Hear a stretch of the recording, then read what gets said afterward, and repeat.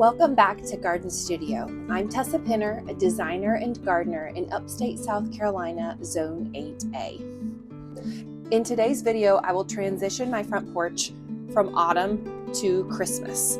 Back in November, early November, I did a video with Better Boxwood showing how I refreshed the front porch with a couple of boxwoods and a little bit of autumn decor. And of course, now it's time for Christmas. So I wanted to keep it really simple this year and go with mostly foraged materials and then just a little bit of color. So let me show you what I will be including. This is a nice blue-green Carolina Sapphire Cypress, and I foraged this from my garden. Of course, Southern Magnolia. This is really nice for the shine and the large leaf texture. It is great contrast with other foliage. This, of course, also from my garden. I have one winterberry shrub, and I'm hoping to increase my collection because this time of year they're so beautiful and perfect to put in winter decor. This, of course, is a hydrangea paniculata bloom that already has this lovely buff color this time of year. I have spray painted a bunch of these gold, just as a little twinkle, a little sparkle, a little something extra. For a $6 can of spray paint, I think it's a really beautiful upcycle of something that's already quite elegant. I have a roll of exterior wired ribbon. You definitely want the wired. This is 2-inch and the wire helps it hold its shape. And finally,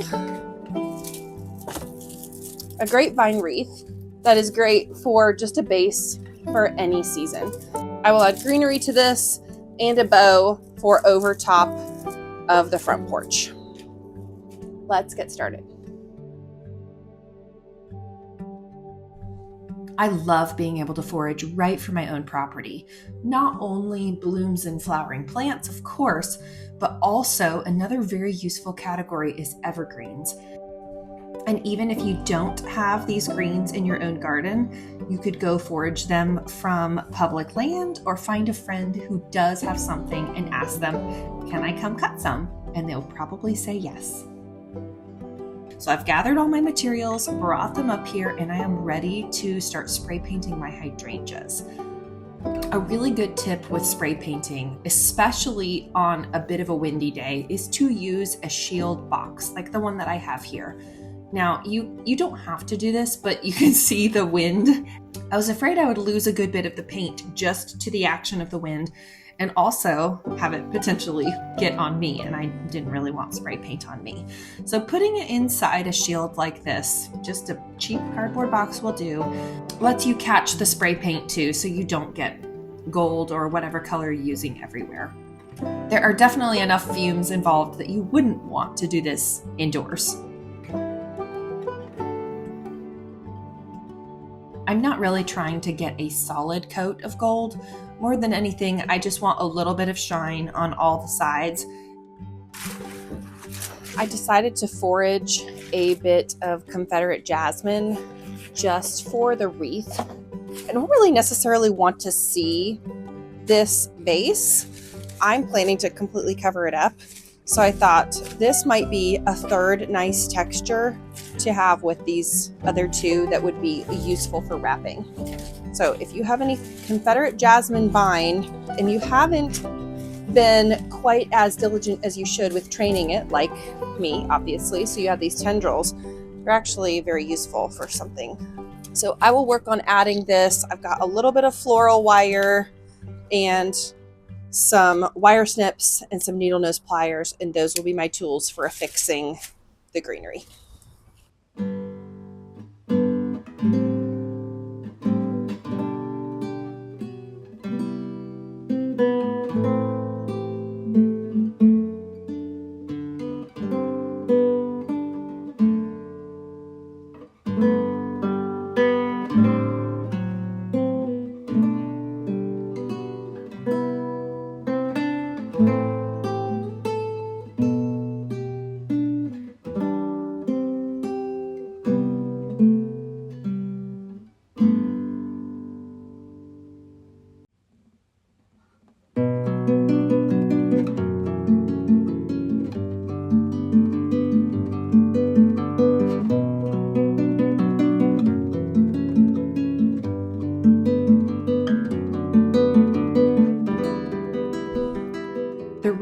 is covered in greenery, and now it's time to do the bow.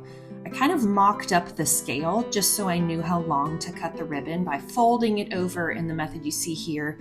And then I'm crimping the middle just with my fingers before wrapping a piece of wire around it to hold. I mean, this is the simplest kind of bow you can possibly make, and I wanted simple. Then covering that wire up with a little extra piece of the ribbon itself. Place that on, wire it to the frame, and there we go. Voila. Bow's done.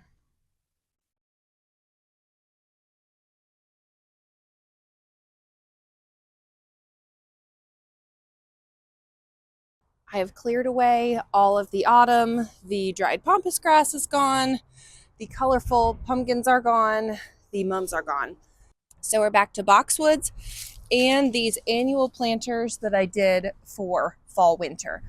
The trailing pansies are still looking beautiful, and they will only get more so. My ornamental chard is looking beautiful, so this stays and everything else will get a little boost. I ended up using the 2 terracotta planters that had the mums in them for the display in the back. So I have pulled out these 2, a little bit different shape, a little bit lighter tone. I think they'll work just fine. I wanted plain white violas in here, and that is just for the punch from afar. If you have a planter with all white, it tends to show up. In the bottom here, I have my pieces of broken crockery for drainage, and I'll just go ahead and fill these with potting soil and get them planted.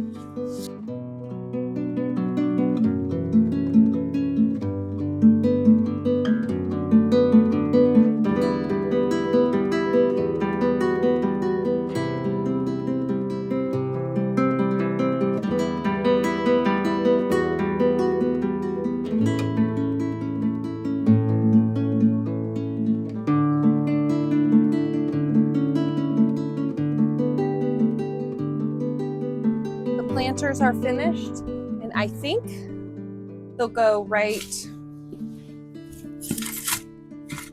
here, just as a peak of white at the back of the pot display. I'll keep this for now and start working on adding greenery, ribbon, and hydrangeas to this arch. I feel very fortunate to have an existing iron arch that is an architectural part of my front porch. That makes it pretty easy to just plug in these pieces of greenery and wire them to the arch. However, even if you don't have that, you can do something similar with a wooden pole in a maybe bucket of sand, and then you have a column of chickenware around that. And that gives you something to poke into, and you basically just hide it all with greenery. So that's not something I'm showing you here. I actually might try that technique in another video for my back porch. It's another way to get a very similar look to this one. So I'm letting the rows do some of the carrying of the foliage bulk on the arch, just so it's not all solidly the same thing. Of course, I say that now. I may do it, look at it, and change my mind. This is a design in progress. But I will go forage a few more magnolia pieces for this area here, a few more to fill in here, and then hang my wreath, add the other elements, and see where I'm at.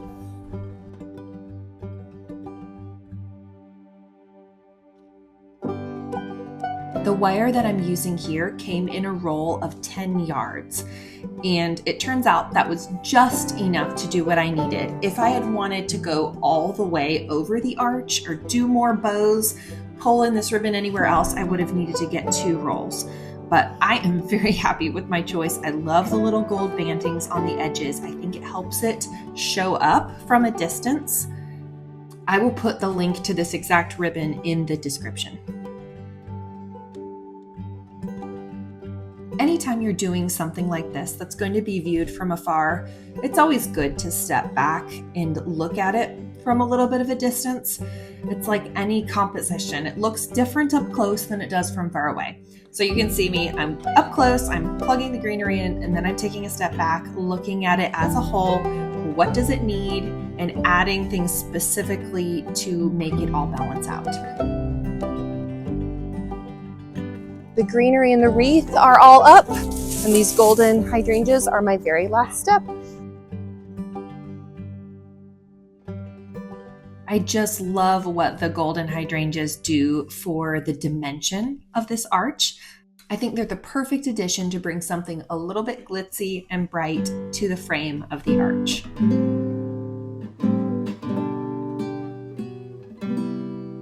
The best part of all of it is that it cost almost nothing and there's almost no waste. So I'll compost all of the greens. When I'm done with them at the end of the season, I will see if the ribbon is salvageable. That may be the one thing that does get thrown away. The grapevine wreath will go back into storage for next year. So both the cost and waste footprint on a little project like this is very low. Thanks for watching, and I hope you have a wonderful week in your own gardens. Happy decorating and gardening.